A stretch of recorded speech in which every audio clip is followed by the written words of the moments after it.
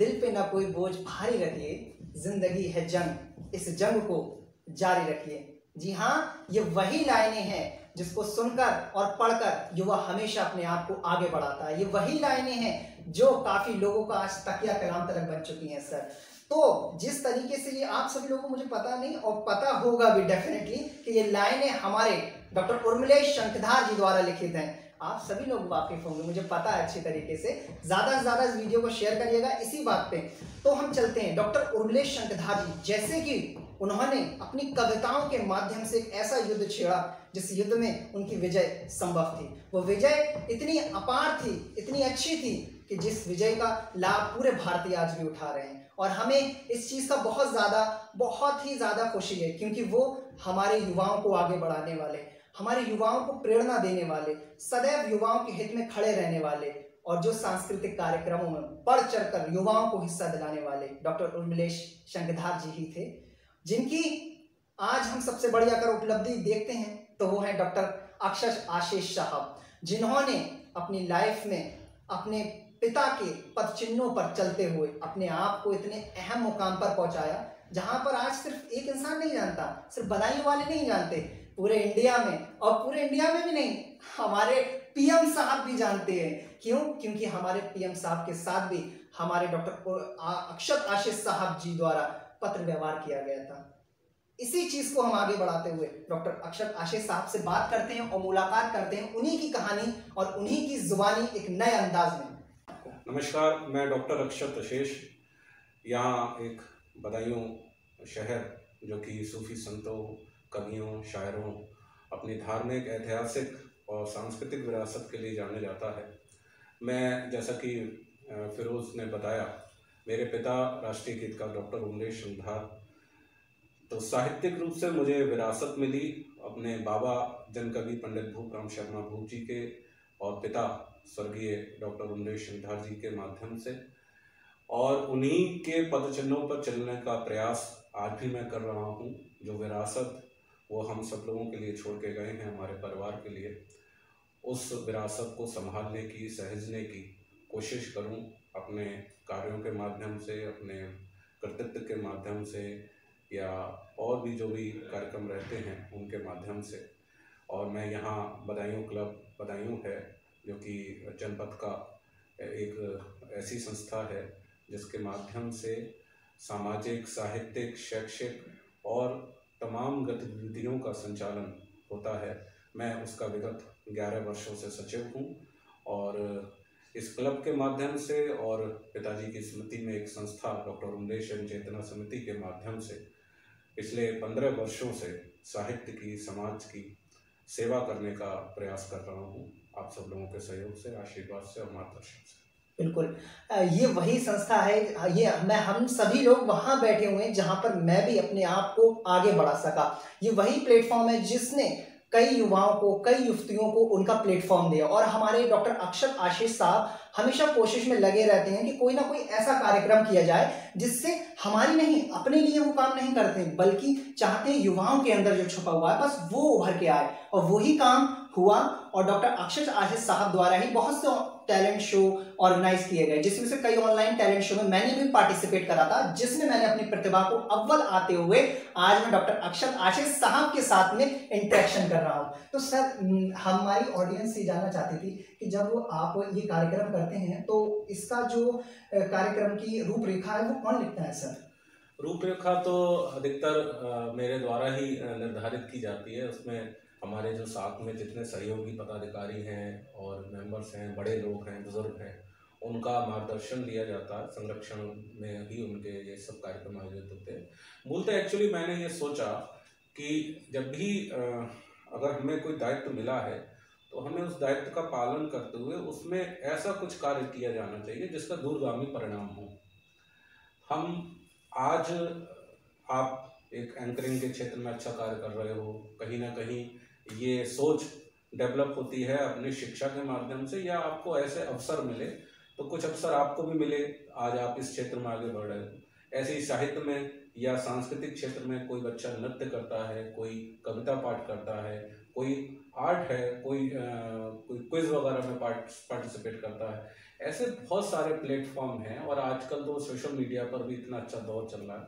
चूँकि बदायूं साहित्यिक और सांस्कृतिक रूप से बहुत समृद्ध है, यहाँ की प्रतिभाएं बहुत प्रतिभाशाली हैं, बस कमी है प्लेटफॉर्म की और एक अच्छे प्लेटफॉर्म की।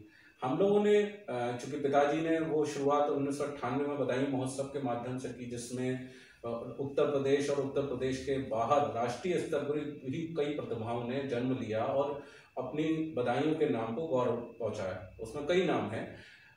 उनके बाद वही उनसे सीखते हुए मैंने कोशिश की कि उसको थोड़ा और अलग करते हुए अलग अलग क्षेत्र में लोगों को बढ़ाने का प्रयास करें, मौका दें यानी प्रतिभाओं को, उन्हें मंच दें, उन्हें आगे बढ़ाने की कोशिश की जाए और बराबर चाहे वो कोई भी क्षेत्र हो। और हमने एक चीज़ और कोशिश की, यहाँ युवा प्रतिभा सम्मान समारोह बदायूं महोत्सव हो चाहे डॉक्टर उमरेश स्मृति उत्सव हो, इसमें प्रतिवर्ष हम लोग किसी भी क्षेत्र में जिन्होंने बच्चों ने कोई प्रगति की है, कोई उल्लेखनीय योगदान दिया है, उल्लेखनीय कार्य किया है, तो हम उन बच्चों को भी पुरस्कृत करते हैं, सम्मानित करते हैं, उनको स्मारिका वगैरह इत्यादि में भी स्थान देते हैं, उनका परिचय वगैरह इत्यादि, ताकि जो हमारे और लोग भी हैं उन बच्चों को जाने और जो नई पीढ़ी है जो उनसे छोटे हैं वो उन सबको देख के प्रेरित हों आगे काम करने के लिए। क्योंकि प्रेरणा ही एक ऐसी चीज है जो व्यक्ति को आगे बढ़ने का एक माध्यम प्रदान करती है और वो व्यक्ति कहीं ना कहीं प्रेरित होकर कार्य करने को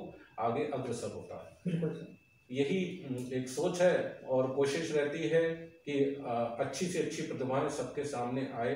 अभी हम लोगों ने आज़ादी का एक अमृत महोत्सव कार्यक्रम भी किया और उसमें लगातार 7 दिन का कार्यक्रम रहा और मुझे गर्व है कि हमारे बदायूं में ऐसा कार्यक्रम हुआ जो लगातार 7 दिन तक उस आज़ादी के अमृत महोत्सव जो कि प्रधानमंत्री जी ने या राज्य सरकार ने, केंद्र सरकार ने जो अभियान चलाया है उसमें हमारे बदायूं ने बढ़ चढ़कर सहभागिता की। यहाँ के सभी सम्मानित जनप्रतिनिधि या जिलाधिकारी, एसएसपी महोदय, सभी लोगों ने उसकी सराहना की और उसमें बहुत बड़े स्तर पर बच्चे आगे निकल कर आए और कोशिश है कि उन्हें आगे भी ले जाने की, कि आगे भी और या भी सुर संगम कार्यक्रम कराया जिसमें संगीत से जुड़े हुए प्रतिभाओं को आगे बढ़ाने का प्रयास किया है।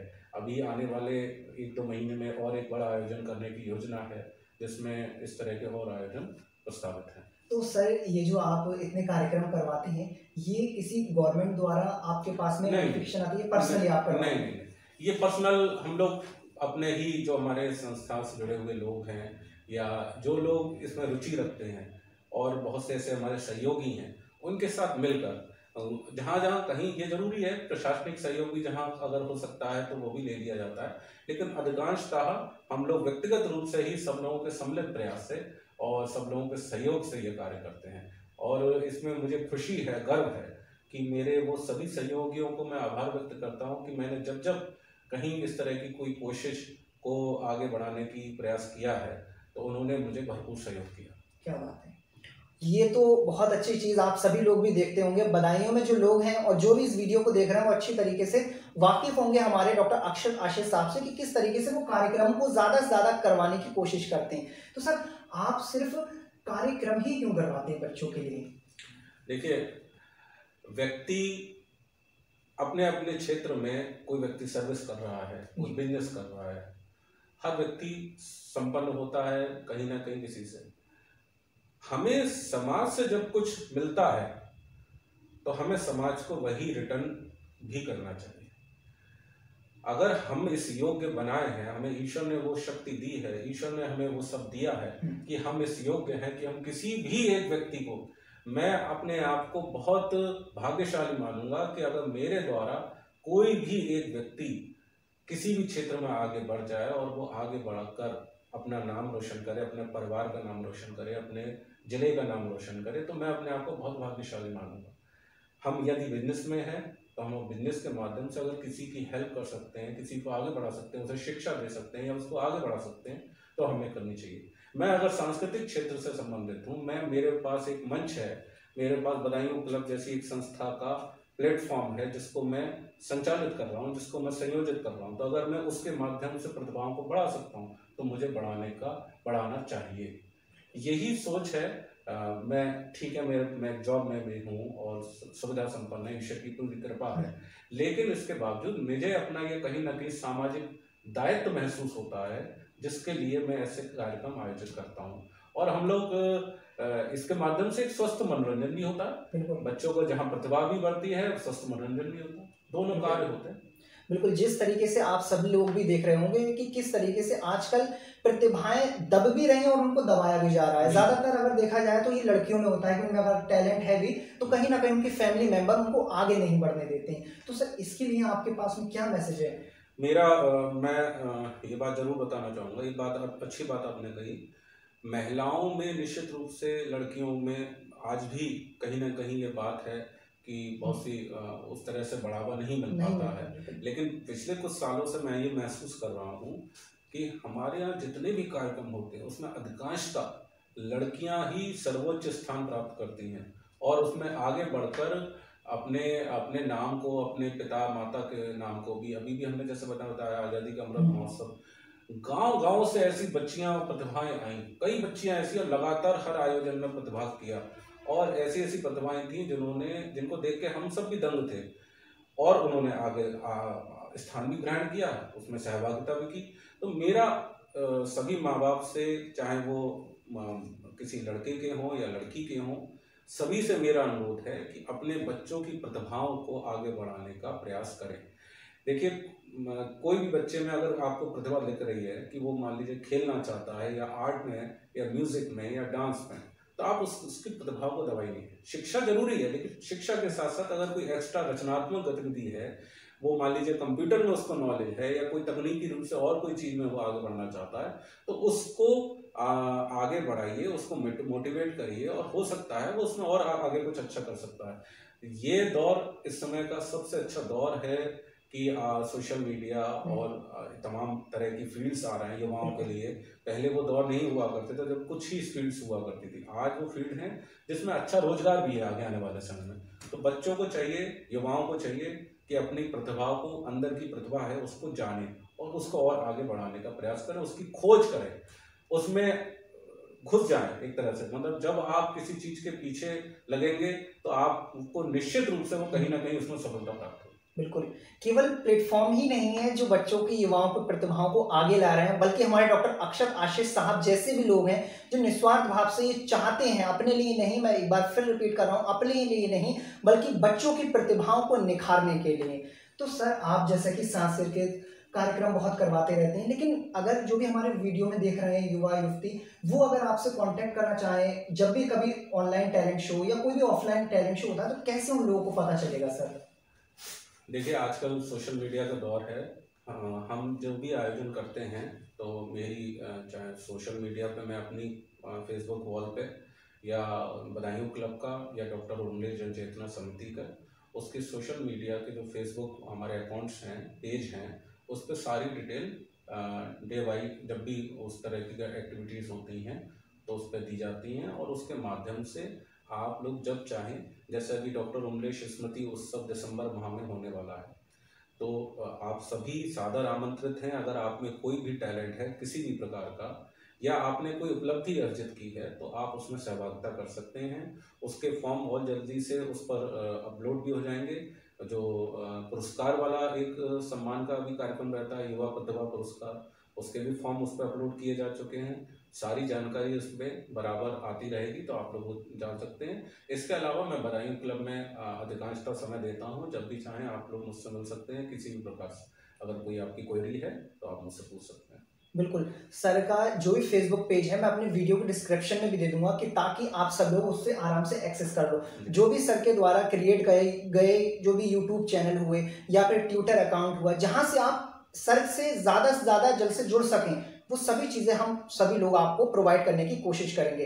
तो sir at the end of the video, क्योंकि आप कल्चरल एक्टिविटीज़ में बहुत ज़्यादा आगे हैं और हमेशा चाहते हैं कि मैं कल्चरल एक्टिविटीज़ को इतना आगे बढ़ा दूं कि उससे कोई भी बच्चा वंचित ना रह पाए, कोई भी बच्चा बिना टैलेंट के इस दुनिया पे ना रह पाए। तो at the end of the video जो व्यूअर्स हमें देख रहे हैं, आपके पास में क्या ऐसा मैसेज है सांस्कृतिक कार्यक्रमों को, क्योंकि कहीं ना कहीं सांस्कृतिक कार्यक्रम आजकल दबाए भी जा रहे हैं, लोग उसमें पार्टिसिपेट नहीं करना चाहते, वो सिर्फ ये सोचते हैं कि सिर्फ सर्टिफिकेट ही तो मिलेगा, वो सिर्फ ये सोचते हैं कुछ ट्रॉफी तो मिलेगी, क्या करना जरा सा टाइम वेस्ट करके। तो ऐसी विचारधारा को आप क्या कहना चाहेंगे सर? जो ये विचारधारा जिनके अंदर है कि ट्रॉफी या सर्टिफिकेट के लिए पार्टिसिपेट क्यों करें, तो वो कहीं ना कहीं नकारात्मकता रहती है। लेकिन मेरा मानना है एक वो छोटा सा सर्टिफिकेट या ट्रॉफी भी आपके जीवन में बहुत महत्वपूर्ण बदलाव ला सकता है।